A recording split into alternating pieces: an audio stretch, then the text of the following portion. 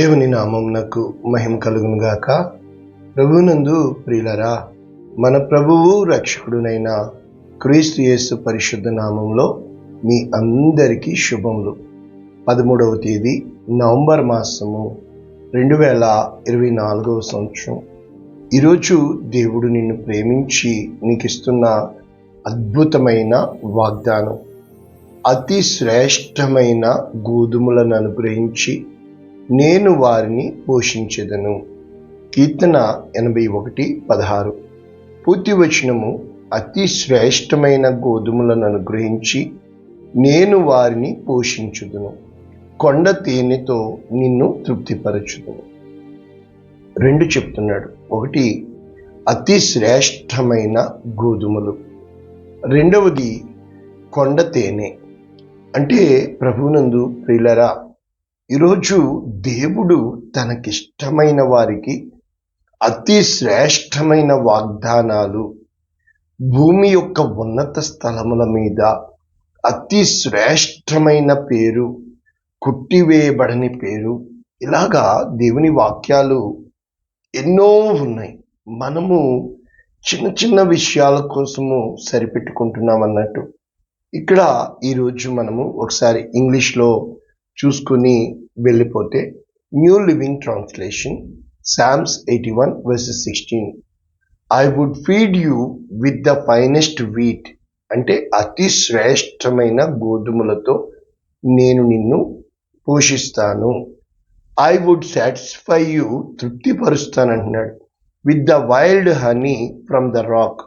ఆ యొక్క కొండ నుంచి, బండ నుంచి, రాతి నుండి తీసే తేనె. అర్థం చేసుకోండి, అంటే తేనె పట్టు కాదంట, ఆ కొండ తేనెతో దేవుడు తృప్తిపరుస్తాడంట. కాబట్టి ఈ యొక్క వాగ్దానము మనము నేర్చుకునే ముందు, ఈరోజు దేవుడు పోషించే దేవుడుగా ఉన్నాడు, దేవుడు నిన్ను తృప్తిపరిచే దేవుడుగా ఉన్నాడు, దేవుడు నిన్ను ఆశీర్వదించే దేవుడుగా ఉన్నాడు. కానీ మనము పైన కింద అవుతూ ఉంటాం. కారణం ఏంటంటే, విశ్వాసము మన జీవితం అనేది గుర్తుపెట్టుకోండి, ఎల్లప్పుడూ ఒక్కటిగానే ఉండదు, స్ట్రైట్ లైన్గా ఉండదు. అవి అంటే కర్వ్, పైన కింద. మనకు తెలుసు కదా, ఇంతకుముందు పాత సినిమాల్లో, మరి తప్పదు చెప్పాలి, చనిపోతున్నారంటే దీపం అటు ఇటు కొడుతున్నట్టు, గాలి ఊగుతున్నట్టు టప్పుని దీపం చచ్చిపోద్ది. ఇప్పుడు కొత్త సినిమాల్లో ఎలా చూపిస్తారు, పైన కింద పైన కింద, స్ట్రైట్ లైన్. ఇదనమాట. కాబట్టి జీవితం అనేది మలుపులు తిరుగుతూ ఉంటుంది, మజిలీలు వస్తూ ఉంటాయి, వచ్చే వాళ్ళు వస్తూ ఉంటారు, పోయే వాళ్ళు పోతూ ఉంటారు. నిజంగా జీవితంలో మన కుటుంబమే ఉంటుందా? కాదు. ఇప్పుడు కువైట్ వచ్చి ఇన్ని సంవత్సరాలు ఈ తల్లులు ఉంటున్నారు. అందులో వాళ్ళతో రూమ్లో ఉండే వాళ్ళు ఉంటారు, తోడి పనిచేసే వాళ్ళు ఉంటారు, ఇక్కడ అధికారులు ఉంటారు, సంఘానికి వస్తే మాబూటోళ్ళం పరిచయం అవుతాం.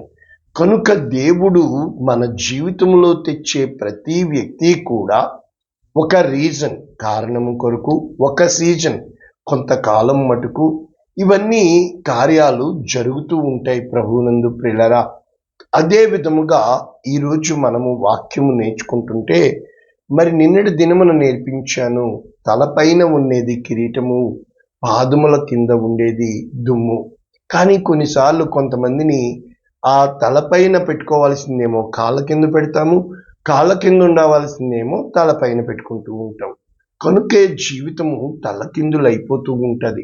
మనము ఇదే వాక్యము కీర్తన 147:14 చూసినప్పుడు, నీ సరిహద్దులలో సమాధానము కలుగు చేయవాడు ఆయనే. అంటే నీ చుట్టూ ఉన్నవారికి సమాధానము కలుగు చేయవాడు కూడా దేవుడే. ఆయన పేరు సమాధానకర్త, సమాధానమునకు అధిపతి, ప్రిన్స్ ఆఫ్ పీస్. కాబట్టి ఆయనే మంచి గోధుమలతో నిన్ను తృప్తిపరచువాడు. కాబట్టి ప్రభువునందు ప్రియులరా, ఇప్పుడు నా చిన్న సాక్ష్యం చెప్పితే, ఆ రోజున ఏం జరిగిందో నాకు తెలీదు. నేను నిలబడలేకపోతున్నాను, కూర్చోలేకపోతున్నాను. అయితే ఇక్కడ హాస్పిటల్కి తీసుకెళ్ళినప్పుడు, అన్ని హాస్పిటల్ నన్ను తిప్పినప్పుడు, అల్రజీ అనే హాస్పిటల్లో నాకు నొప్పి వచ్చేస్తుందంటే ఎక్స్రేలు తీస్తే వాళ్ళకి ఏం కనబడలా. పైనుంచి కిందకి కాలు మొత్తము అతను ఏం చేశాడు, పిఓపి కట్టేస్తారు కదా, ప్లాస్టర్ ఆఫ్ ప్యారిస్ కట్టేసాడు. అసలే నొప్పితో పైన కింద అయిపోతున్నాను. అతను ఇంకా కట్టేసేటప్పటికి నాకు అసలు నిలబడడానికి కూర్చోవడానికి శక్తి లేక గుండె పగిలి ఏడుస్తూ నేను అనుకునేవాడిని, టాయిలెట్లో ఈ వీల్ చైర్ వాళ్ళకి, ఫిజికల్లీ హ్యాండిక్యాప్డ్కి ఏముంటుందబ్బా అనుకునేవాడిని. ఏముండదు, అది ఒక చిన్న పక్కన రాడ్ ఉంటుంది సపోర్ట్ పట్టుకోవడానికి. ఆ రోజున ఆ రాడ్ విలువ నాకు తెలిసింది. మన జీవితంలో మన దాకా వస్తేనే ఆ నొప్పి, ఆ కష్టం తెలుస్తుంది. ఆ కన్నీటితో నేను కృంగిపోతూ ఆకాశం తట్టు, అంటే ఇది ఎక్కడ జరుగుతుందో చెప్పాను కదా, మళ్ళీ ఎందుకు, కుంగిపోతున్న సమయంలో స్పష్టంగా దేవుని స్వరం నేను విన్నాను. అతి శ్రేష్టమైన గోధుమలతో నేను నిన్ను పోషించబోతున్నాను. ఒక పక్కన జీవితం తలకిందులైపోతుంది, ఎటువైపు వెళ్ళాలో తెలీదు, ఏమి చెయ్యాలో తెలీదు, నిలబడలేకపోతున్నాను, కూర్చోలేకపోతున్నాను. 24 గంటలు ఊర్లో తిరిగేవాడిని తీసుకొచ్చి దేవుడికి తెలుసండి ఎక్కడ మనం లొంగుతామో. నాకు స్పష్టంగా దేవుని స్వరం నేను విన్నాను. స్వరం వింటే ఎన్నోసార్లు నేర్పించాను నా వాక్యాలు చూడండి. అంటే ప్రభునందు ప్రియులరా, for the every closing has a new beginning. అంటే ప్రతి ఒక్క ముగింపు ఒక నూతన ప్రారంభానికి సూచన. నీ జీవితంలో దేవుడు ఏదైనా అంగీకరించాడంటే దేవుడు ఏదో గొప్ప కార్యం చేయబోతున్నాడని అర్థము. కనుక ఆ రోజుల్లో నాకు అర్థం కాలేదు. ఈ వాక్యం క్షుణ్ణంగా చదివి ఈ 2 చోట్ల ఉందని పట్టుకొని, ప్రభువా నాతో మాట్లాడావని చెప్పి దేవుని స్తుతించి దేవుని గణపరిచేవాడిని. ఎన్నో దర్శనాలు నేను చూశాను. అయితే ఇక్కడ ఎవరికి ఇస్తాడివి? సంఖ్యాకాండము 18వ అధ్యాయము 12వ వచనం. వారు యెహోవాకు అర్పించు వారి ప్రథమ ఫలములు అనగా నూనెలో ప్రశస్తమైనదంతయు, ద్రాక్షారసము ధాన్యములలో ప్రశస్తమైనదంతయు నీకిచ్చి తిని, వారు తమ దేశపు పంటలన్నిటిలో యెహోవాకు తెచ్చు ప్రథమ ఫలములు నీవి అగును. కాబట్టి ప్రభునందు ప్రియులరా, ఇది యాజకునికి ఇవ్వబడేవి. కనుక ఆ రోజున యాజకత్వానికి పిలుస్తున్నాడని నాకు తెలీదు. అప్పటి వరకు జాబు అన్నీ ఉన్నాయి. ఎప్పుడైతే ఈ రోజున ఇంత సేవా పరిచర్య అనుభవ జ్ఞానాన్ని బట్టి దేవుని స్వరము విని, గుర్తించండి, దేవుడు పేరు పెట్టి పిలిచిన ప్రతి ఒక్కరిని కూడా దేవుడు పోషించేవాడుగా ఉంటాడు. ఇశ్రాయేలీయులు కేవలము 11 రోజుల ప్రయాణము 40 సంవత్సరాలు వారిని తిప్పాడు అంటే ఆయన ఆకాశము నుంచి మన్నాను కురిపించి, అది యేసుక్రీస్తు, అతి శ్రేష్టమైన దేవదూతల ఆహారము దేవుడు వారికి పెట్టాడు. అదే విధముగా బండ నుంచి దేవుడు మధుర జలాలనిచ్చాడు. అంటే 40 సంవత్సరాలు వారు వేసుకున్న బట్టలు పాతగిలలేదు, వారి చెప్పులు కాళ్ళు వాయలేదు. వారు ఎంతగా దేవుణ్ణి స్తుతించారు అంటే దేవుని ఘనపరిచిన వారుగా వారు ఉన్నారు. ప్రభునందు ప్రియులరా, మరి ద్వితీయోపదేశ కాండము దేవుడు వారిని ఏ విధంగా పోషించాడో మోషే చెప్పుతూ 32వ అధ్యాయం 13వ వచనం, భూమి యొక్క ఉన్నత స్థలముల మీద వానిని ఎక్కించాను. నిన్ను నన్ను కూడా దేవుడు తలగానే పెడతాడు, తోకగా పెట్టడు. నిన్ను నన్ను పైవాడిగానే పెడతాడు, కిందవాడిగా పెట్టడు. నిన్ను నన్ను పై చేయి అప్పిచ్చేవానిగానే పెడతాడు, కానీ అప్పు తీసుకునేవానిగా పెట్టడు. కానీ మనము మన పరిస్థితుల్లో దేవుడు ఏర్పరచుకున్నాక అనేకమైన శ్రమల గుండా వెళ్ళాలి. కానీ కొంతకాలమే. ఆ కొంతకాలంలో కూడా మనము ఎంతకాలము అని చెప్పి కృంగిపోయే వారంగానే ఉంటాం. కానీ ఆ యొక్క దేవుని మార్గము ఇరుకైనది గాను, ఈ లోక మార్గం విశాలము గాను, అందరూ బాగున్నారే నాకే ఎందుకు ఈ కష్టాలు అనుకుంటూ ఉంటాం. కానీ దేవుడు పరీక్షించకుండా అమూల్యమైన రాయిగా నిన్ను దేవుడు నిలబెట్టాలి అంటే నువ్వు ఆ శ్రమల మార్గం గుండా వెళ్ళాలి. కనుక దేవుడు పెట్టే ప్రతి ఒక్క పరీక్షలో దేవుడు ఇచ్చే ప్రతి వాగ్దానము సత్యము. కానీ మనము మన స్థితిగతులను బట్టి మన శక్తి సరిపోలేదు అనుకుంటాం. దావీదు ముందు దేవుడు గొల్యాతుని ఎందుకు పెట్టాడు? దావీదులో దేవుడు వేల వేల వేల పరిశుద్ధ ఆత్మ శక్తిని పెట్టి చిన్న గులకరాయి పెట్టి కుట్టాడు. కానీ వేల వేల టన్నుల శక్తి వెళ్ళి గొలియాతుని చంపేసింది. గొలియాతు లాంటి 100 మంది నిలబడిన దావీదులో దేవుడు పెట్టిన శక్తి అంతమందిని చంపివేయగలదు. అంటే దేవుడు నీలో నుండి విశ్వాసాన్ని తీయడానికి ఇష్టపడుతూ ఉంటాడు. మనం కష్టపడుతున్నామంటాం, పైపైన మాటలు, కానీ దేవుడు ఇష్టపడుతూ ఉంటాడు నిన్ను తలగా పెట్టాలని. దీపం వెలిగించి మంచం కింద కొంచెం కింద పెట్టడు. అయితే ఇది నేను వెలిగించిన దీపము, ఇది నేను శ్రమలు పెట్టిన దీపము, ఇది నేను రక్షించుకున్న దీపము, ఇది నేను పేరు పెట్టింది పిలిచిన దీపము అని చెప్పి దేవుడు మరి సాక్ష్యం లేకుండా ఏ విధంగా నిలబడతావు? నీవు నడిచి వచ్చిన మార్గం నీకంటే ప్రజలు చూచేటట్లుగా దేవుడు నిన్ను ఖచ్చితమైన నిర్దిష్టమైన మార్గంలో నడిపిస్తూ ఉంటాడు. అందుకనే ద్వితీయోపదేశకాండం 32:13 భూమి యొక్క ఉన్నత స్థలముల మీద వానిని ఎక్కించెను, పొలముల పంట వానికి తినిపించెను, కొండ బండ నుండి తేనెను, చికుముకు రాతి బండ నుండి నూనెను అతనికి జుర్రించెను. ఆవు మజ్జిగ, గొర్రె మేకల పచ్చిపాలు, గొర్రె పిల్లల క్రొవ్వు, బాషాను పొట్టేళ్ల, మేకల గోధుమల మెరికల సారము నీకు ఇచ్చెను. నీవు త్రాగిన మద్యము ద్రాక్షల రసము. కానీ అక్కడ రాయబడింది, యెషూరును క్రొవ్విన వాడే కాలు జాడించెను. కనుక దేవుడు గొప్ప మేలులు చెయ్యాలని ఇష్టపడుతూ ఉంటాడు. అందుకే యోవేలు గ్రంథము 2:24 ఎడంతల ఆశీర్వాదం, కొట్లు ధాన్యముతో నిండుతాయి, క్రొత్త ద్రాక్షారసము, క్రొత్త తైలము, గానుగులకు పైగా పొర్లి పారును. ఇటువంటి దేవుడు మీ కొరకు వింత కార్యములు, దేవుడు అద్భుతముల మీద అద్భుతములు చేయిస్తాడు. వింత కార్యములు చేసిన దేవుని స్తుతించాలి. కారణం ఏంటంటే మన ఎందుకు పోతా ఉంటాయి? దేవుడు సైన్యాన్ని పంపుతాడు. మిడతలు, గొంగలి పురుగులు, పసరు పురుగులు, చీడ పురుగులు, ఇవి మన పంటను కొంతకాలం తినివేస్తాయి. అయితే ఎప్పుడైతే దేవునికి నమ్మకంగా ఉంటావో, అందుకు యోబు గ్రంథము దేవుని యొక్క ఆశీర్వాదము, దేవుని యొక్క ప్రకాశము యోబు తల మీద ఉన్నప్పుడు యోబు ఏం చెప్తున్నాడు? 29:6 నేను పెట్టిన అడుగెల్లా నేతిలో పడిను. చూసారా, ఒకళ్ళు ఏం పట్టుకున్నా బంగారం అయిపోద్దండి, ఏం పట్టుకున్నా పెట్రోల్. ఇప్పుడు ఈ కొయిటోల్కి పెట్రోల్ పడబట్టి మరి ఎంత వాళ్ళు ఉన్నతమైన స్థితికి వెళ్ళిపోయారు అంటే దేవుడు నీ జీవితాన్ని మారుస్తాడు. ఖచ్చితంగా నీకు ఆశీర్వాదం ఉంది. ఖచ్చితంగా నీ దుఃఖ దినములు సమాప్తములు అవుతాయి. నీ పరీక్షలు దేవుడు నిత్యము పరీక్షించేవాడు కాదు, నిత్యము కోపించేవాడు కాదు, నిత్యము నిన్ను విడవడు ఎడబాయుడు. దేవుడు ఎందుకు విడిచిపెడతాడు?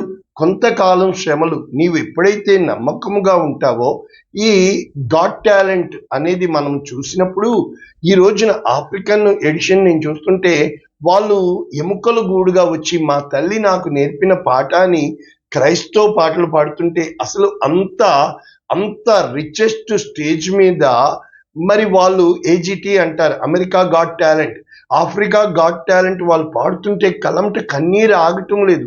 ఎంత చక్కటి స్వరముతో వారు దేవుణ్ణి స్తుతిస్తున్నారు అంటే నీ ప్రతి శ్రమలో దేవుడు నీకు తోడుగా ఉంటాడు. ఇక్కడ యోబు చెప్తున్నాడు, నా నిమిత్తము నూనె ప్రవాహముగా పారెను.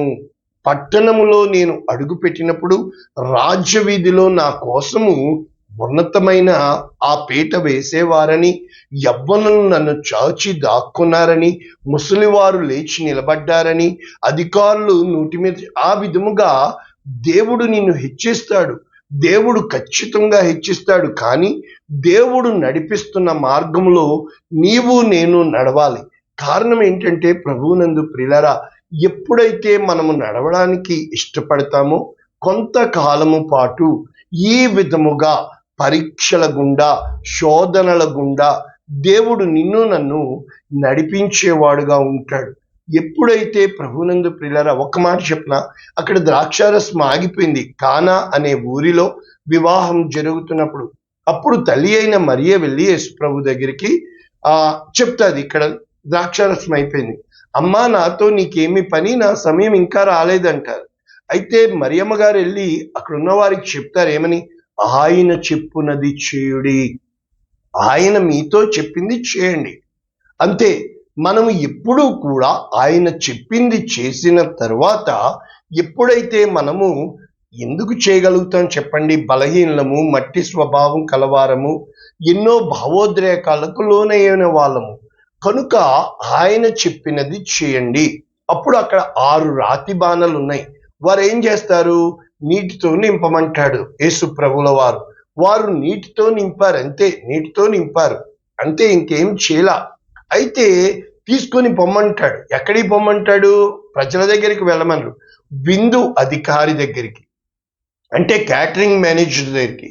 అప్పుడు వాళ్ళు తీసుకు వెళ్తున్నప్పుడు ఆ నీళ్లు ద్రాక్షారసంగా మారి అవి రుచి చూచి అతను అంటాడు, ఎవరైనా మొదట మంచిది వేసి తర్వాత మత్తైనప్పుడు జబ్బుది వేస్తారు, ఇప్పుడు అతి శ్రేష్టమైన ద్రాక్షారసం మీకు ఎక్కడి నుంచి వచ్చింది అంటారు.